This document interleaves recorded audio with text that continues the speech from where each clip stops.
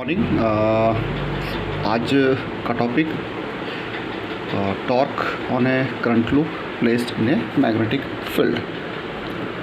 ये force on A current वाले chapter का टॉपिक है। Next topic torque on A current loop placed in a magnetic field means अगर हम किसी करंट लूप को मीन्स एक रेक्टेंगुलर कॉइल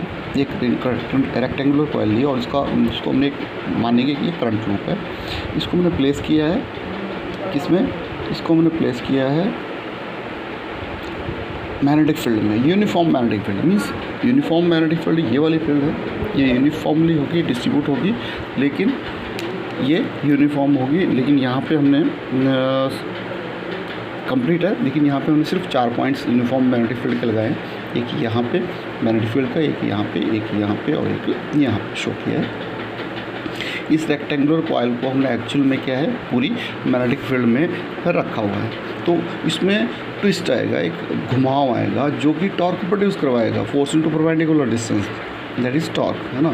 तो क्या है ये, considers a current loop of rectangular coil A B C D rectangular coil ली है हमने करंट लूप की, करंट उसमें मैंने करंट पास किया, place in uniform magnetic field. इसको मैंने यूनिफॉर्म मैग्नेटिक फील्ड में F1 F2 F3 F4 with a force acting on A arm DA BC DA BC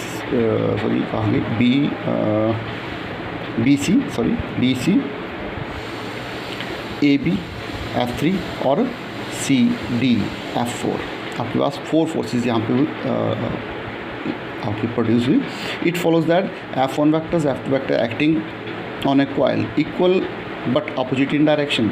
यहाँ पे F1 और F2 दो फोर्सेस यहाँ पे आपकी प्रोड्यूस हो रही हैं, लेकिन अपोजिट, इक्वल तो है लेकिन अपोजिट डायरेक्शन में और सेम लाइन ऑफ एक्शन पे एग्जिस्ट कर रही हैं।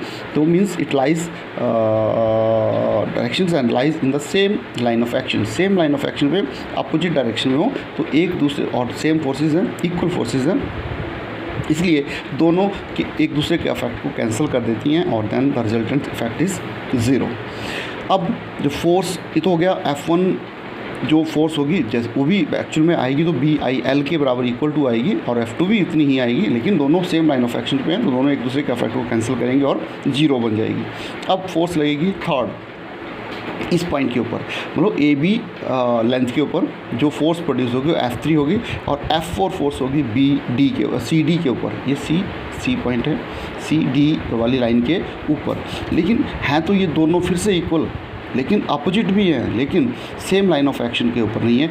ये इनवर्ड डायरेक्शन में होगी, ये आउटवर्ड डायरेक्शन में, ये ऊपर की तरफ है और ये नीचे की तरफ है, इसलिए दोनों का इफेक्ट इसमें पड़ेगा और यही इसको रोटेट करवाएगा, यही दोनों फोर्सेस इसको रोटेट करवाएगी। जैसे कपल्स हमने +1 में पढ़ा था, जैसे हम किसी ढक्कन को खोलते हैं, किसी टैप को खोलते हैं, तो उस तरह से दो इक्वल और अपोजिट फोर्सेस लगती हैं, लेकिन परपेंडिकुलर फोर्सेस लगती हैं और ये इनवर्ड डायरेक्शन में आउटवर्ड, तो इसको रोटेट करवाएगी और टॉर्क प्रोड्यूस करवाएगी। तो that is force on the arm AB के ऊपर जो फोर्स होगी F3 इजकल टू BIL के बराबर, वही वाला फॉर्मूला है, Q वाला फॉर्मूला जिसको हम लेते आ रहे हैं। तो similarly force on the arm CD equal to F4 equal to आपके पास जो है BIL, ये भी सेम फोर्सेस होंगी।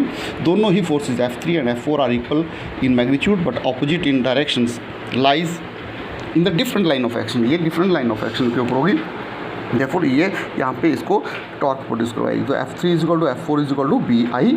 नाउ अब टॉर्क का फॉर्मूला क्या होता है, torque is equal to either force into perpendicular distance. ये एक तो या तो फोर्स लगेगी, साथ साथ इन दोनों में से कोई एक फोर्स, क्योंकि दोनों सब फोर्सेस बराबर हैं, और परपेंडिकुलर डिस्टेंस। तो इसके लिए हमने एक डायग्राम फिर से तैयार किया है। ये वाला AD हमने लाइन ली है, यहाँ पे रोटेट कर रही है। F3 आपके पास इसको इस साइड को लग रही है, ये बाहर की तरफ लग रही है, ऊपर की तरफ लग रही है, तो ये it makes an angle theta with इसमें हम एक नॉर्मल ड्रॉप करेंगे और थीटा एंगल जो है वो डायरेक्शन ऑफ मैग्नेटिक फील्ड बनाएगा। और इसका परपेंडिकुलर डिस्टेंस लेने के लिए हमने एक लाइन को एक्सटेंड किया और इस लाइन को एक्सटेंड किया और यहाँ पे एक परपेंडिकुलर डिस्टेंस हमने प्रोड्यूस करवाया। तो torque is equal either force into perpendicular distance, therefore torque is equal to force into KD। ये KD परपेंडिकुलर डिस्टेंस इसका बनेगा। क्यों? क्योंकि ये वाला एंगल थीटा है, तो ये वाला एंगल भी थीटा बनेगा। तो ये बन गया बेस, ये हाइपोटेन्यूज और ये परपेंडिकुलर आपका आ जाएगा। From right angle triangle KAD में हमने जिस लाइन का हमें ये लाइन हमें पता है, ये अच्छा एक चीज़ और है, ये ब्रेड्थ है इसकी और ये लेंथ है। जो लंबी लाइन ली है हमने वो लेंथ ली है और ये ब्रेड्थ में हमने शो करना है। इसको हमने ब्रेड्थ में शो करना है, इसको हमने लेंथ में शो करना है। ए बी आपकी लेंथ हो जाएगी और ए डी आपकी ब्रेड्थ हो जाएगी। ये भी बी के बराबर होगा और ये भी एल के बराबर होगी लेंथ और ब्रेड्थ। सो अब हमें इस लाइन का पता है कि ये बी के बराबर है, ये बी लिखा है यहाँ पे, बी ब्रेड्थ है इसकी, तो बी यहाँ पे ब्रेड्थ है। तो जिस चीज़ का हमें पता है और जिस चीज़ को निकालना है उन दोनों को डिवाइड कर दो। ये चीज़ हमने निकालनी है परपेंडिकुलर डिस्टेंस के डी निकालना है और इस चीज़ का हमें पता है, तो के डी अपॉन ए डी कर दिया। तो के डी अपॉन ए डी किसके बराबर होता है? ये perpendicular over hypotenuse, perpendicular over hypotenuse sine theta के बराबर होता है। इसलिए ये आ जाएगा K D is equal to A D sine theta. A D यहाँ पर मल्टीप्लाई हो गया, तो के डी इज इक्वल टू के ए डी किसके बराबर है? ए डी है बी के बराबर, तो ए बी साइन थीटा आ गया। It becomes equation number 1 becomes, ये इक्वेशन नंबर 1। फोर्स आपकी बी आई एल लगेगी और के डी की वैल्यूज बी साइन थीटा होगा।